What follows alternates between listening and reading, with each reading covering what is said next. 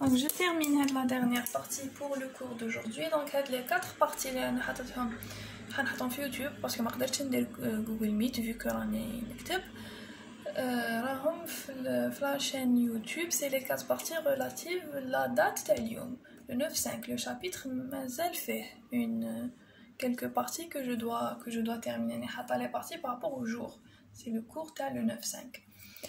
Donc on a dit que on a le modèle le robot Stobli ou bien le modèle géométrique direct le robot Stobli où on a la matrice U0 c'est la matrice T06 qui fait les coordonnées. Elle est écrite en fonction des paramètres articulaires Q1, Q2, Q3, Q4, Q5 et Q6. Donc les paramètres articulaires c'est des angles, c'est les θ. Et maintenant je veux où j'ai la matrice U6 U0 qui est connue, matrice U0 qui est connue, ça veut dire que il y a des composantes, le SX, SY, SZ0, NX, NY, NZ0, AX, AY, AZ0, NDPX, PY, PZ et 1. Donc, calculer le modèle géométrique inverse ayant connaissance de cette matrice qui représente la position et l'orientation de l'organe terminal, on va utiliser le découplage d'Edernale. On va utiliser le vecteur position pour calculer θ1, θ2 et θ3. Et on va utiliser la matrice d'orientation pour calculer θ4, θ5 et θ6. Et on va faire tout ça avec la méthode de Paul. On va faire tout ça avec la méthode de Paul. Donc, بديت نكتب هنا قبيله بعد خلطت لي رمضان لا غالب. Donc هنايا qu'est-ce que j'ai on va utiliser la partie Hadia Win. On sait que P06 égale à P04. La position de l'organe terminal ne dépend que de θ1, θ2 et θ3. Donc, à partir de P04, le vecteur AD qui sera inchangé. Donc, qu'est-ce qu'on a? On a Px, Py, Pz1. Ça va être égal à quoi? Ça va être égal à U0.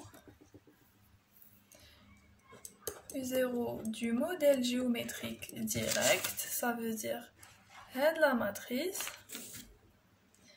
fois 0, 0, 0, 1. C'est juste pour avoir colonne, colonne. C'est tout. Donc,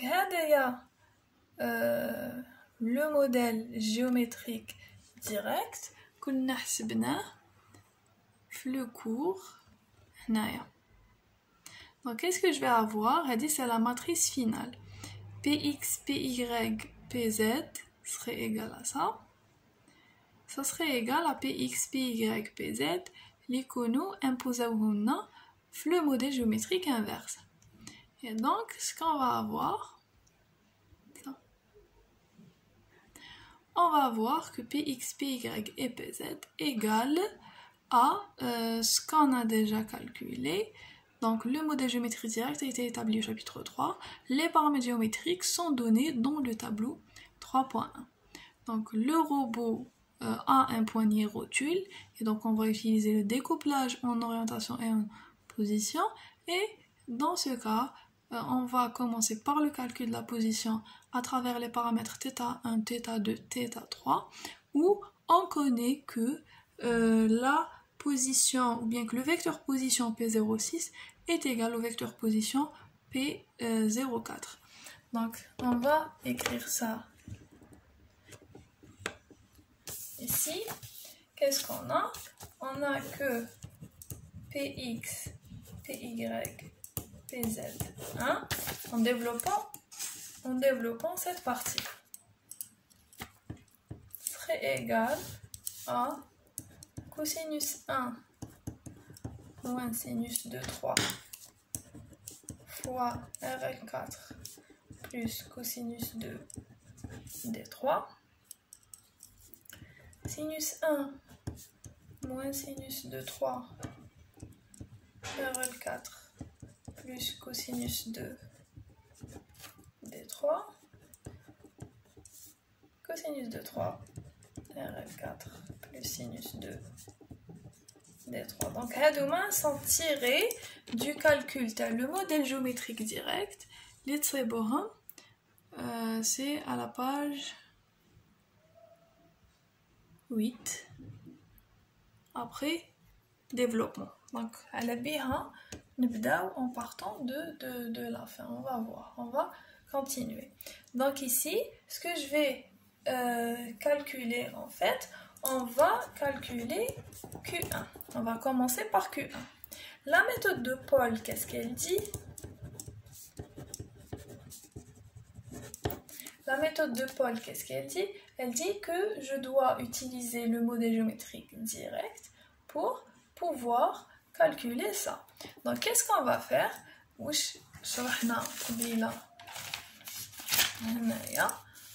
a dit qu'on va multiplier d'une manière successive par la matrice de passage inverse, ce qui va me permettre d'isoler paramètre par paramètre. Donc, ce qu'on va faire, on va multiplier ici par T10 fois Px, Py, Pz et 1. Et on va ici multiplier T10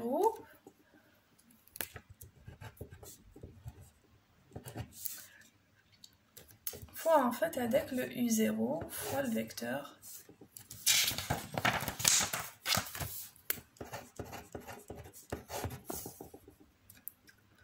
Donc multiplier T10 fois U0. Si je reviens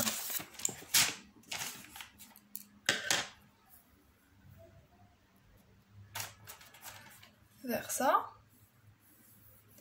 le T10 fois U0, ce n'est autre que le U1. Ce n'est autre que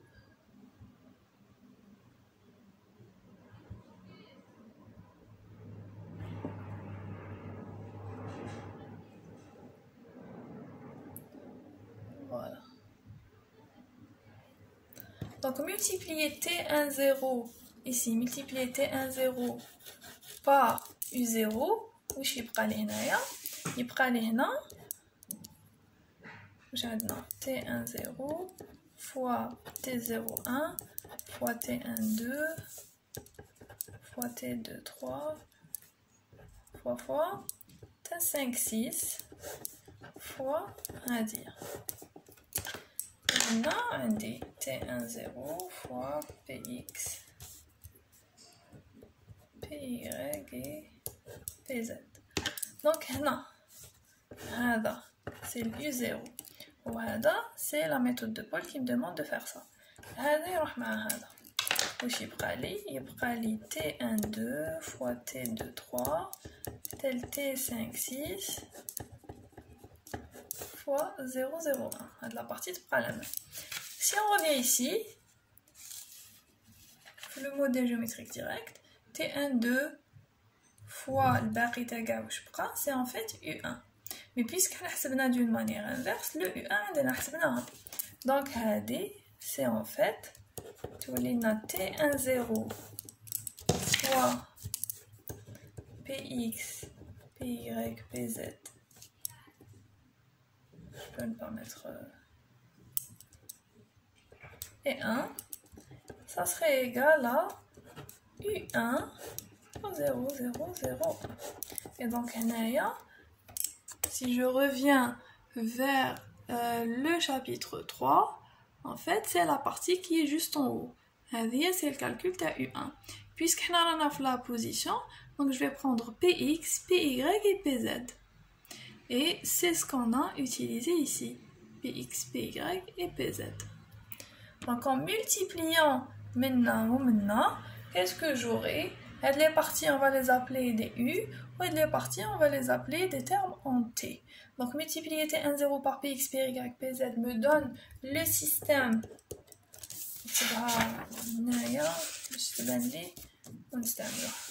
Multiplier maintenant ou maintenant, ça va me donner les systèmes que je vais écrire ici. Ça va me donner quoi? Ça va me donner cosinus 1 px plus sinus θ 1 py moins sinus 1 px plus cosinus 1 py et j'aurai pz. Ça serait égal à mon U1, la colonne 4 de U1. C'est ça. C'est moins S23 RL4 plus C2D3. Ben, j'aurai 0 et moins C23 RL4 plus S2D3. Donc, on va essayer, on a isolé θ1 وحطيناها تساوي une autre matrice. Donc, on va utiliser les types d'équations من 1 حتى le 8 que les chercheurs ont isolé. Donc, je ne pourrais pas mettre parce que je ne sais pas θ2 et θ3. Par contre, la deuxième colonne, je peux bénéficier de cette partie pour calculer θ1. Donc, la matrice, en fait, l'équation, si je reviens vers le tableau Carbélan, c'est une équation du type 2. Sinus plus cosinus égale à quelque chose. Sinus plus cosinus égale à quelque chose. Donc, on est tombé sur quoi?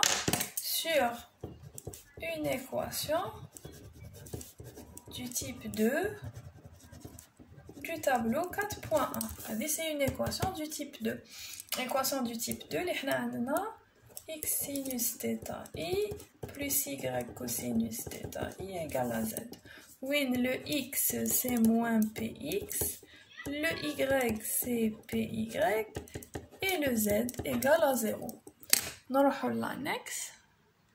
Le type 2, donc on a x, non, non.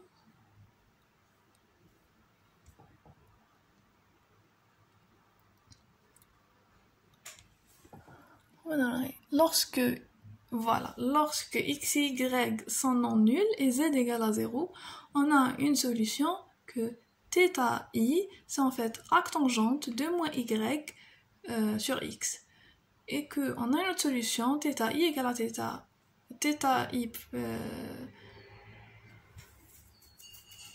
j'ai oublié comment dire, prime, θi prime égale à θi plus 180. C'est les deux solutions qu'on va retrouver. Et donc, qu'est-ce qu'on va dire? En identifiant les deux termes, on retrouve deux solutions. On retrouve deux solutions. θ1, c'est arctangente de, c'est écrit que c'est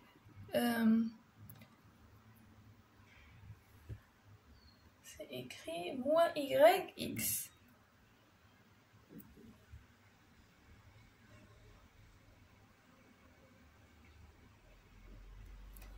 Ok, moins yx. Ça veut dire moins py, moins px.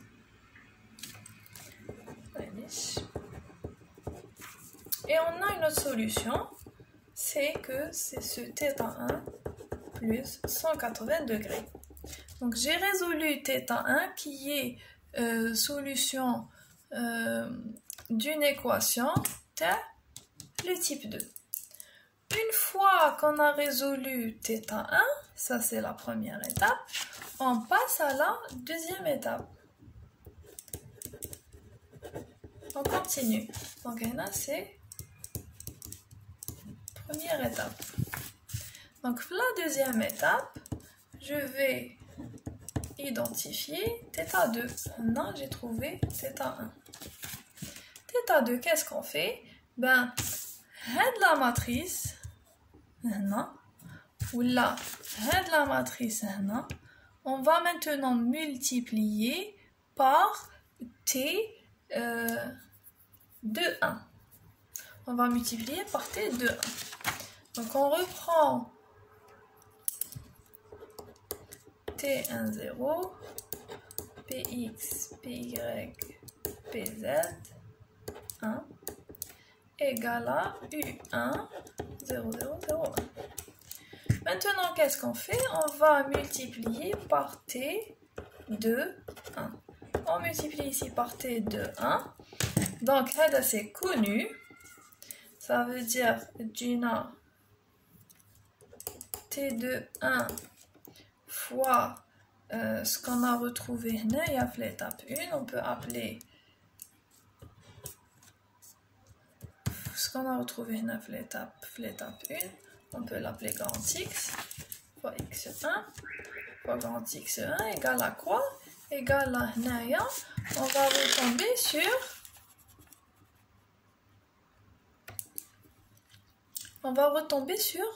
U2. U0, donc le fait de multiplier par l'inverse de ça, de la partie torah, on va retomber sur U2.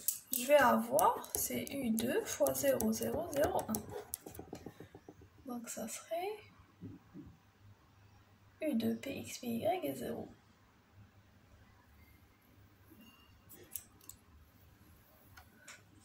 Voilà, je vais retomber. La partie que je vais retrouver ici, c'est la matrice T de 6. Et la matrice T de 6 n'est autre que U2. Et on va faire une identification. Mon téléphone tombe. Et on va faire une identification par rapport à ça. Donc je vais avoir la partie de droite. Je ne vais pas refaire le calcul, je vais vous expliquer maintenant directement. Donc on va avoir, on multiplie encore par t de 1, c'est la deuxième étape de la méthode de Paul. Je vais avoir la partie qui est ici. Quand on va calculer la partie qui est ici, on va trouver ça. Et la partie de droite, ce n'est autre que la U2 calculée sur le modèle géométrique direct. Donc à partir d'ici, on va pouvoir trouver θ2 et θ3. Donc pour trouver θ2 et θ3, on va faire de... Bon, U3 et T3, je ne vais pas pouvoir bénéficier maintenant. Parce que on n'a connu que θ1 ou θ1, donc maintenant il est connu. Qu'est-ce qu'on va utiliser? On va faire une identification entre U1 et T3. L'identification entre U1 et T3 va nous faire tomber sur une équation du type 3. L'équation du type 3 dit que x1 sθi plus y1 cosinus θi égale à z. C'est pas le type 3, c'est type 6, pardon, je me suis trompée. Une équation du type 6, parce que les connaissent les deux. Voilà, une équation du type 6 fait θ que w sinus θj égale à x cosinus θi plus y sinus θi plus z1. C'est le cas ici. Qui U1 égale à T1, je vais avoir d'un côté θ2 et de l'autre côté le θ3. Et on voit très bien que U2 et T2 tenez d'un côté que le θ2 et de l'autre côté que le θ3. Et de la forme, on nous dit que par exemple, c'est le cas de θ3, les θ3 a le même coefficient. C'est ce qui est retrouvé ici, le θ3 a le même coefficient qui est le RL4. Et donc, le RL4, c'est lui le W, et on peut la mettre sous cette forme qui est ici. C'est la même forme. Ayant retrouvé une équation du type 6, je vais la résoudre à l'annexe. Aussi, je vais avoir deux solutions. Et ayant le θ2, je vais juste remplacer l'équation qui U1 égale à T1. Où nous حسبت le θ2, le θ3 c'est tout simplement D3 ناقص ونقسم على RL4. Après, نجبد cosinus وندير الأتان 2 pour avoir le θ3. Et donc là, c'est pour la partie position, pour pouvoir trouver la position du poignet et grâce au découplage qu'on a pu appliquer. On a حسبنا غير la moitié des paramètres articulaires du modèle géométrique inverse. Donc je m'arrête ici pour la séance d'aujourd'hui. La séance prochaine, on va continuer avec le calcul de l'orientation du poignet qui ne dépend que de θ4, θ5 et θ6. Oui, on va utiliser la matrice de rotation. Donc on a utilisé que la matrice, on a utilisé le vecteur position parce que on a calculé la position du poignet. Dans le cas, on va calculer la rotation du poignet et on va utiliser la matrice rotation. J'espère que c'était clair. C'est la séance du 9 mai. On s'arrête à la page 7. La prochaine séance, on va continuer. Et merci.